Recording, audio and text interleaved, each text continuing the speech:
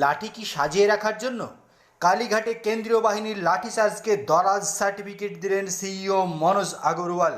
দ্বিতীয় দফার ভোটে ভবানীপুরের বিধানসভার কেন্দ্রের অন্তর্গত কালীঘাটে কেন্দ্রীয় বাহিনীর লাঠিচার্জ নিয়ে যখন রাজ্য রাজনীতি উত্তাল, ঠিক তখনই নজিরবিহীনভাবে বাহিনীর পাশে দাঁড়ালেন রাজ্যের মুখ্য নির্বাচনী আধিকারিক মনোজ আগরওয়াল। সংবাদ মাধ্যমের মুখোমুখি হয়ে তিনি সাফ জানিয়ে দিলেন, শান্তি শৃঙ্খলা বজায় রাখতে হলে যেখানে যেখানে প্রয়োজন সেখানে লাঠিচার্জ করবে বাহিনী, এবং সেটাই করেছে। গত বুধবার ভোটের দিন কালীঘাটে ভিড় সরাতে কেন্দ্রীয় বাহিনীর জওয়ানরা লাঠিচার্জ করেন বলে অভিযোগ ওঠে। অভিযোগ তোলেন মুখ্যমন্ত্রী মমতা বন্দ্যোপাধ্যায়। আর মুখ্যমন্ত্রী মমতা বন্দ্যোপাধ্যায় এর এই মন্তব্যের উপরে কার্যত 180 ডিগ্রি পাল্টি মেরে বাহিনীর লাঠিচার্জকেই দরাজ সার্টিফিকেট দিলেন সিইও মনোজ আগরওয়াল। এই ঘটনায় কমিশনের নিরপেক্ষতা নিয়ে প্রশ্ন তুলে সরব হয়েছিল ঘাসফুল শিবির, তবে সেই অভিযোগ কার্যত উড়িয়ে দিল সিইও।